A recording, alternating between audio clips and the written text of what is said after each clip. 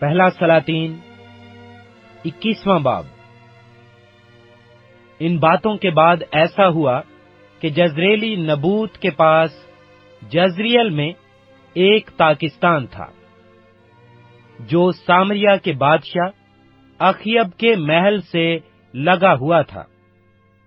سو اخیب نے نبوت سے کہا کہ اپنا تاکستان مجھ کو دے دے تاکہ میں اسے ترکاری کا باغ بناؤں، کیونکہ وہ میرے گھر سے لگا ہوا ہے، اور میں اس کے بدلے تجھ کو اس سے بہتر تاکستان دوں گا، یا اگر تجھے مناسب معلوم ہو تو میں تجھ کو اس کی قیمت نقد دے دوں گا۔ نبوت نے اخیب سے کہا، خداوند مجھ سے ایسا نہ کرائے کہ میں تجھ کو اپنے باپ دادا کی میراث دے دوں۔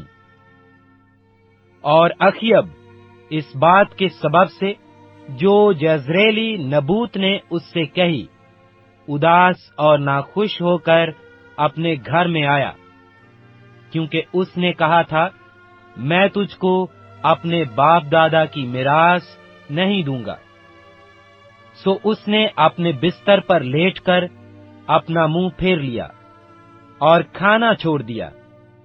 تب اس کی بیوی ایزبل اس کے پاس آ کر اس سے کہنے لگی، تیرا جی ایسا کیوں اداس ہے کہ تو روٹی نہیں کھاتا؟ اس نے اس سے کہا، اس لیے کہ میں نے جزریلی نبوت سے بات چیت کی اور اس سے کہا کہ تو اپنا تاکستان قیمت لے کر مجھے دے دے، یا اگر تو چاہے تو میں اس کے بدلے دوسرا تاکستان تجھے دے دوں گا۔ لیکن اس نے جواب دیا، میں تجھ کو اپنا تاکستان نہیں دوں گا۔ اس کی بیوی ایزبل نے اس سے کہا، اسرائیل کی بادشاہی پر یہی تیری حکومت ہے؟ اٹھ روٹی کھا اور اپنا دل بہلا۔ جزریلی نبوت کا تاکستان میں تجھ کو دوں گی۔ سو اس نے اخیب کے نام سے خط لکھے اور ان پر اس کی مہر لگائی، اور ان کو ان بزرگوں اور امیروں کے پاس جو نبوت کے شہر میں تھے اور اسی کے پڑوس میں رہتے تھے بھیج دیا۔ اس نے ان خطوں میں یہ لکھا کہ روزہ کی منادی کرا کے نبوت کو لوگوں میں اونچی جگہ پر بٹھاؤ، اور 2 آدمیوں کو جو شریر ہوں اس کے سامنے کر دو کہ وہ اس کے خلاف یہ گواہی دیں کہ تو نے خدا پر اور بادشاہ پر لعنت کی۔ پھر اسے باہر لے جا کر سنسار کرو تاکہ وہ مر جائے۔ چنانچہ اس کے شہر کے لوگوں یعنی بزرگوں اور امیروں نے جو اس کے شہر میں رہتے تھے، جیسا ایزبل نے ان کو کہلا بھیجا ویسا ہی ان خطوط کے مضمون کے مطابق جو اس نے ان کو بھیجے تھے کیا۔ انہوں نے روزہ کی منادی کرا کے نبوت کو لوگوں کے بیچ اونچی جگہ پر بٹھایا، اور وہ دونوں آدمی جو شریر تھے آ کر اس کے آگے بیٹھ گئے، اور ان شریروں نے لوگوں کے سامنے اس کے یعنی نبوت کے خلاف یہ گواہی دی کہ نبوت نے خدا پر اور بادشاہ پر لعنت کی ہے۔ تب وہ اسے شہر سے باہر نکال لے گئے اور اس کو ایسا سنسار کیا کہ وہ مر گیا۔ پھر انہوں نے ایزبل کو کہلا بھیجا کہ نبوت سنسار کر دیا گیا اور مر گیا۔ جب ایزبل نے سنا کہ نبوت سنسار کر دیا گیا اور مر گیا تو اس نے اخیب سے کہا، اٹھ اور جزریلی نبوت کے تاکستان پر قبضہ کر، جسے اس نے قیمت پر بھی تجھے دینے سے انکار کیا تھا، کیونکہ نبوت جیتا نہیں بلکہ مر گیا ہے۔ جب اخیب نے سنا کہ نبوت مر گیا ہے تو اخیب اٹھا تاکہ جزریلی نبوت کے پاکستان کو جا کر اس پر قبضہ کرے۔ اور خداوند کا یہ کلام ایلیا تشبی پر نازل ہوا کہ اٹھ اور شاہ اسرائیل اخیب سے جو سامریا میں رہتا ہے ملنے کو جا۔ دیکھ، وہ نبوت کے تاکستان میں ہے اور اس پر قبضہ کرنے کو وہاں گیا ہے۔ سو تو اس سے یہ کہنا کہ خداوند یوں فرماتا ہے کہ کیا تو نے جان بھی لی اور قبضہ بھی کر لیا؟ سو تو اس سے یہ کہنا کہ خداوند یوں فرماتا ہے کہ اسی جگہ جہاں کتوں نے نبوت کا لہو چاٹا، کتے تیرے لہو کو بھی چاٹیں گے۔ اور اخیب نے ایلیا سے کہا، اے میرے دشمن، کیا میں تجھے مل گیا؟ اس نے جواب دیا کہ تو مجھے مل گیا اس لیے کہ تو نے خداوند کے حضور بدی کرنے کے لیے اپنے آپ کو بیچ ڈالا ہے۔ دیکھ، میں تجھ پر بلا نازل کروں گا اور تیری پوری صفائی کر دوں گا، اور اخیب کی نسل کے ہر ایک لڑکے کو، یعنی ہر ایک کو جو اسرائیل میں بند ہے، اور اسے جو آزاد چھوٹا ہوا ہے، کاٹ ڈالوں گا۔ اور تیرے گھر کو نبات کے بیٹے یوربام کے گھر اور اخیا کے بیٹے باشا کے گھر کی مانند بنا دوں گا، اس غصہ دلانے کے سبب سے جس سے تو نے میرے غضب کو بھڑکایا اور اسرائیل سے گناہ کرایا۔ اور خداوند نے ایزبل کے حق میں بھی یہ فرمایا کہ یزریل کی فصیل کے پاس کتے ایزبل کو کھائیں گے۔ اخیب کا جو کوئی شہر میں مرے گا اسے کتے کھائیں گے، اور جو میدان میں مرے گا اسے ہوا کے پرندے چٹ کر جائیں گے، کیونکہ اخیب کی مانند کوئی نہیں ہوا تھا جس نے خداوند کے حضور بدی کرنے کے لیے اپنے آپ کو بیچ ڈالا تھا، اور جسے اس کی بیوی ایزبل ابھارا کرتی تھی۔ اور اس نے نہایت نفرت انگیز کام یہ کیا کہ اموریوں کی طرح جن کو خداوند نے بنی اسرائیل کے آگے سے نکال دیا تھا، بتوں کی پیروی کی۔ جب اخیب نے یہ باتیں سنی تو اپنے کپڑے پھاڑے اور اپنے تن پر ٹاٹ ڈالا اور روزہ رکھا، اور ٹاٹ ہی میں لٹنے اور دبے پاؤں چلنے لگا۔ تب خداوند کا یہ کلام ایلیا تشبی پر نازل ہوا کہ تو دیکھتا ہے کہ اخیب میرے حضور کیسا خاکسار بن گیا ہے۔ پس چونکہ وہ میرے حضور خاکسار بن گیا ہے، اس لیے میں اس کے ایام میں یہ بلا نازل نہیں کروں گا، بلکہ اس کے بیٹے کے ایام میں اس کے گھرانے پر یہ بلا نازل کروں گا۔ پہلا سلاطین 22واں باب۔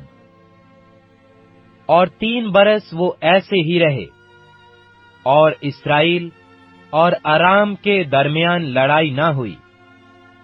اور تیسرے سال یہودا کا بادشاہ یہوشافط شاہ اسرائیل کے ہاں آیا، اور شاہ اسرائیل نے اپنے ملازموں سے کہا، تم کو معلوم ہے کہ رامات جلاد ہمارا ہے، پر ہم خاموش ہیں، اور شاہ آرام کے ہاتھ سے اسے چھین نہیں لیتے۔ پھر اس نے یہوشافط سے کہا، کیا تو میرے ساتھ رامات جلاد سے لڑنے چلے گا؟ یہوشافط نے شاہ اسرائیل کو جواب دیا، میں ایسا ہوں جیسا تو، میرے لوگ ایسے ہیں جیسے تیرے لوگ، اور میرے گھوڑے ایسے ہیں جیسے تیرے گھوڑے۔ اور یہوشافط نے شاہ اسرائیل سے کہا، ذرا آج خداوند کی مرضی بھی تو دریافت کر لے۔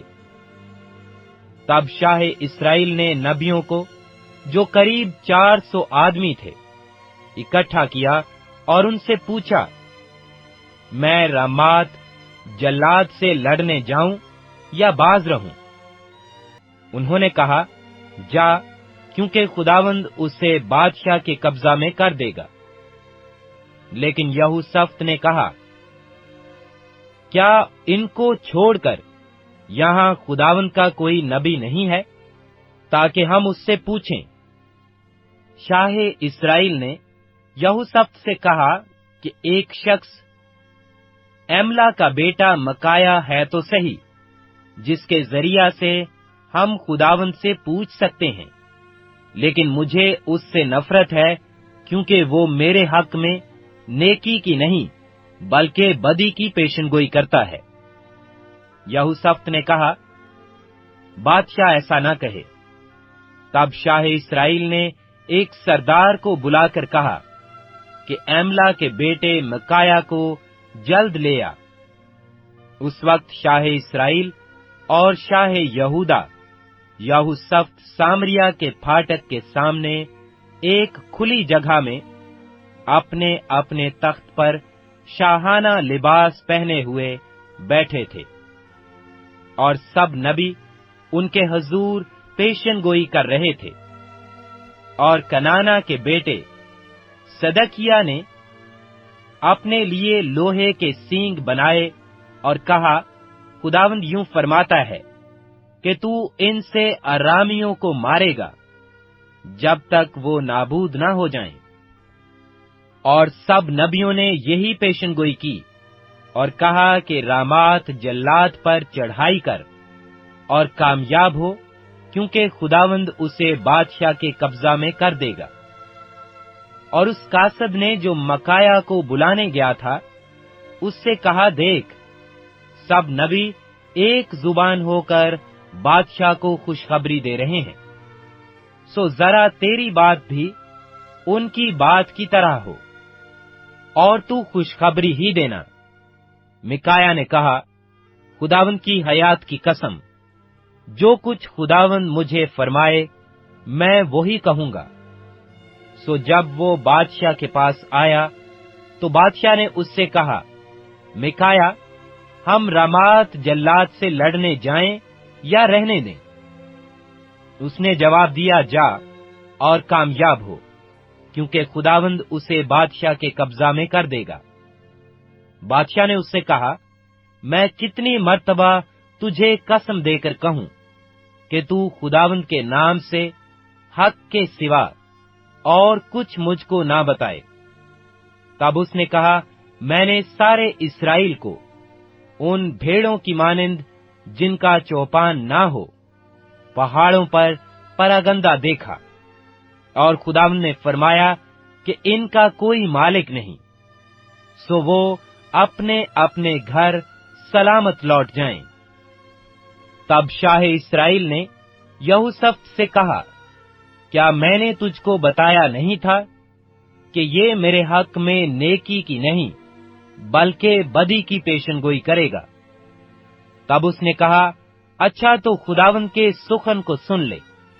میں نے دیکھا کہ خداوند اپنے تخت پر بیٹھا ہے، اور سارا آسمانی لشکر اس کے داہنے اور بائیں کھڑا ہے۔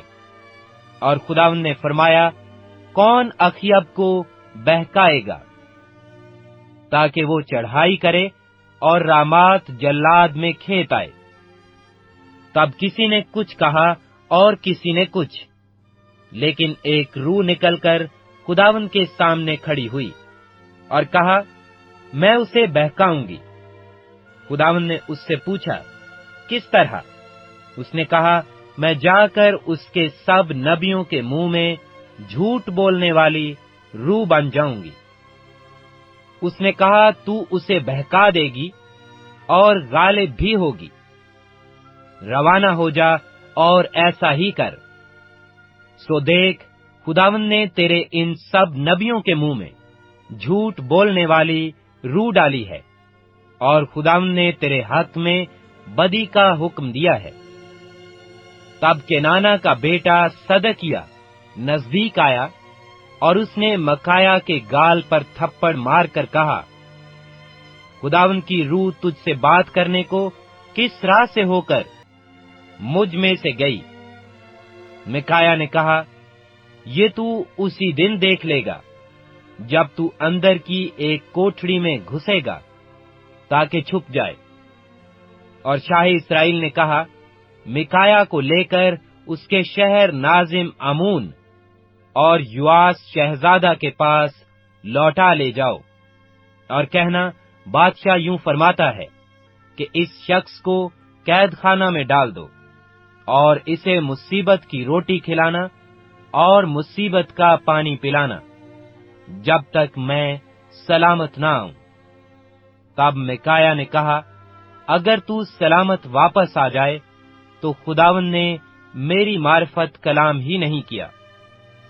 پھر اس نے کہا، اے لوگو، تم سب کے سب سن لو۔ سو شاہ اسرائیل اور شاہ یہودا یہوشافط نے رمات جلاد پر چڑھائی کی، اور شاہ اسرائیل نے یہوشافط سے کہا، میں اپنا بھیس بدل کر لڑائی میں جاؤں گا، پر تو اپنا لباس پہنے رہ۔ سو شاہ اسرائیل اپنا بھیس بدل کر لڑائی میں گیا۔ ادھر شاہ آرام نے اپنے رتھوں کے 32 سرداروں کو حکم دیا کہ کسی چھوٹے یا بڑے سے نہ لڑنا، سوائے شاہ اسرائیل کے۔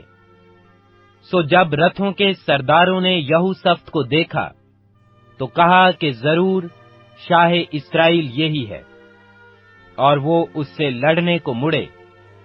تب یہوشافط چلا اٹھا۔ جب رتھوں کے سرداروں نے دیکھا کہ وہ شاہ اسرائیل نہیں، تو وہ اس کا پیچھا کرنے سے لوٹ گئے، اور کسی شخص نے یوں ہی اپنی کمان کھینچی اور شاہ اسرائیل کو جوشن کے بندوں کے درمیان مارا۔ تب اس نے اپنے سارتھی سے کہا کہ باغ پھیر کر مجھے لشکر سے باہر نکال لے چل، کیونکہ میں زخمی ہو گیا ہوں۔ اور اس دن بڑے گھمسان کا رن پڑا، اور انہوں نے بادشاہ کو اس کے رتھ ہی میں رامیوں کے مقابل سنبھالے رکھا، اور خون اس کے زخم سے بہہ کر رتھ کے پائیدان میں بھر گیا۔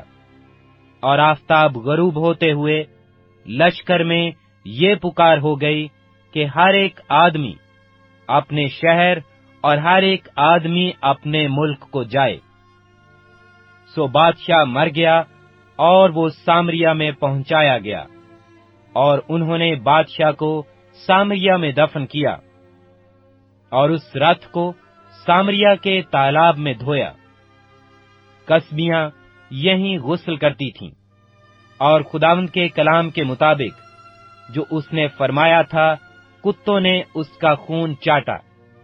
اور اخیب کی باقی باتیں اور سب کچھ جو اس نے کیا تھا، اور ہاتھی دانت کا گھر جو اس نے بنایا تھا، اور اس سب شہروں کا حال جو اس نے تعمیر کیے، سو کیا وہ اسرائیل کے بادشاہوں کی تواریخ کی کتاب میں قلم بند نہیں؟ اور اخیب اپنے باپ دادا کے ساتھ سو گیا، اور اس کا بیٹا اخزیہ اس کی جگہ بادشاہ ہوا۔ اور آسا کا بیٹا یہوشافط شاہ اسرائیل اخیب کے 4 سال سے یہودا پر سلطنت کرنے لگا۔ اور جب یہوشافط سلطنت کرنے لگا تو 35 برس کا تھا، اور اس نے یروشلم میں 25 برس سلطنت کی۔ اس کی ماں کا نام عزوبہ تھا، جو سلہی کی بیٹی تھی۔ وہ اپنے باپ آسا کے نقش قدم پر چلا، اس سے وہ مڑا نہیں، اور جو خداوند کی نگاہ میں ٹھیک تھا اسے کرتا رہا، تو بھی اونچے مقام ڈھائے نہ گئے۔ لوگ ان اونچے مقاموں پر ہنوز قربانی کرتے اور بخور جلاتے تھے۔ اور یہوشافط نے شاہ اسرائیل سے صلح کی، اور یہوشافط کی باقی باتیں اور اس کی قوت جو اس نے دکھائی، اور اس کے جنگ کرنے کی کیفیت، سو کیا وہ یہودا کے بادشاہوں کی تواریخ کی کتاب میں قلم بند نہیں؟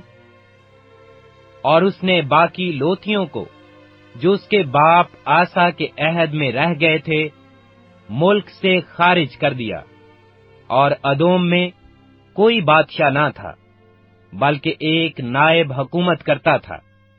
اور یہوشافط نے ترسیس کے جہاز بنائے تاکہ اوفیر کو سونے کے لیے جائیں، پر وہ گئے نہیں، کیونکہ وہ ایسون جابر ہی میں ٹوٹ گئے۔ تب اخیب کے بیٹے اخزیہ نے یہوشافط سے کہا، اپنے خادموں کے ساتھ میرے خادموں کو بھی جہازوں میں جانے دے، پر یہوشافط راضی نہ ہوا، اور یہوشافط اپنے باپ دادا کے ساتھ سو گیا، اور اپنے باپ داؤد کے شہر میں اپنے باپ دادا کے ساتھ دفن ہوا، اور اس کا بیٹا یہورام اس کی جگہ بادشاہ ہوا۔ اور اخیب کا بیٹا اخزیہ شاہ یہودا یہوشافط کے 17ویں سال سے سامریا میں اسرائیل پر سلطنت کرنے لگا، اور اس نے اسرائیل پر 2 برس سلطنت کی، اور اس نے خداوند کی نظر میں بدی کی، اور اپنے باپ کی راہ اور اپنی ماں کی راہ اور نبات کے بیٹے یروبام کی راہ پر چلا، جس سے اس نے بنی اسرائیل سے گناہ کرایا، اور اپنے باپ کے سب کاموں کے موافق بال کی پرستش کرتا اور اس کو سجدہ کرتا رہا، اور خداوند اسرائیل کے خدا کو غصہ دلایا۔